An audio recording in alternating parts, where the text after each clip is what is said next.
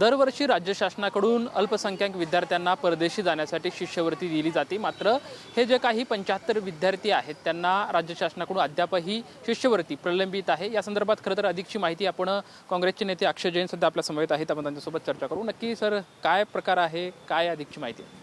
दरवर्षी साधारण अल्पसंख्याक समुदायातील जे विद्यार्थी असतात त्यांना विभागातर्फे 75 विद्यार्थ्यांना परदेशी विद्यापीठं जे आहेत, नामांकित विद्यापीठ टॉप रँकिंगमधले, त्यांच्याकडे शिष्यवृत्तीवर पाठवलं जातं।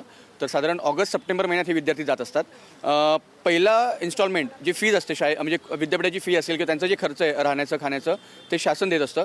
सेकंड इन्स्टॉलमेंटच्या वेळेस ज्यावेळेस विद्यार्थ्यांनी मागणी केलेली तर धक्कादायक प्रकार जो समोर आला तो असा आला की विभागाकडे पैसे नाही आहेत, आम्ही पैशांची मागणी केलेली आहे तरी कृपया थांबावे। आता त्याच्यात मुलांचा जो कम्युनिकेशन आहे ईमेलवरचा जो आमच्याकडे मुलांकडून आलेला आहे, ऑस्ट्रेलियातील काही विद्यार्थी आहेत, UK मधील काही विद्यार्थी आहे, US मधले काही विद्यार्थी आहेत की सर 64 दिवस झालेत आम्ही वाट बघतोय। आता परदेशी विद्यापीठांमधली फीस जास्त असते, ते मुलं देऊ शकत नाही।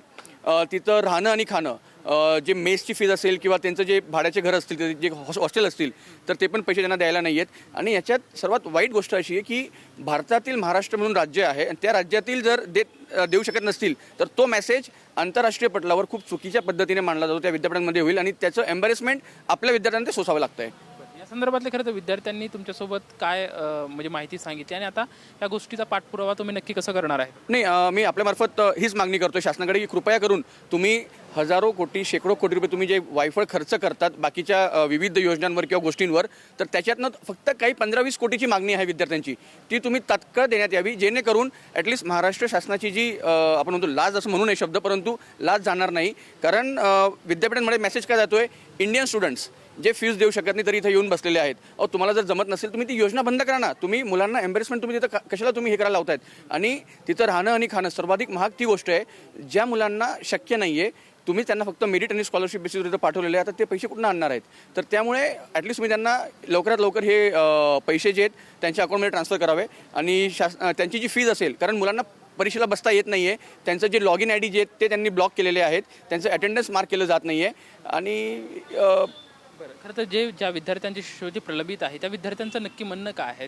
ते तुमच्याशी म्हणजे ज्यावेळेस त्यांनी संवाद साधला त्यांचं म्हणणं काय आहे, त्यांची मागणी त्यांनी आता काय केलेली? आता एक कॉपी जी माझ्याकडे ती अशी आहे की 19 जानेवारीला त्या मुलाने संपर्क केलेला आहे आणि तो म्हणला की सर इट्स बिन 64 डेज, 64 दिवस झाले आम्ही वाट बघतोय, कृपया करून आमची फीस परत लवकरात लवकर देण्यात यावी कॉलेजला आणि आमचे फंड जे आहेत रिलीज करण्यात यावे, जेणेकरून आमचं जे day to day living cost of living जे आहेत ते आम्हाला पैसे वापरता येतील।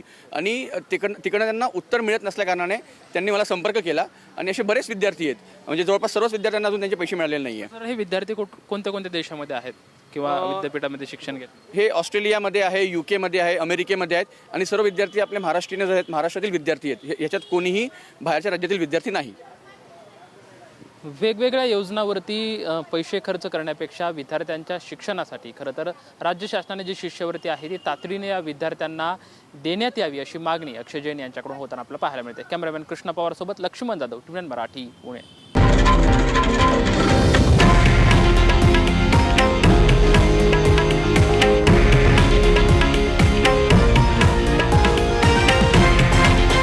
हे आहे देशातील नंबर 1 न्यूज नेटवर्क आणि आपण पाहत आहात TV9 मराठी, एकमेव।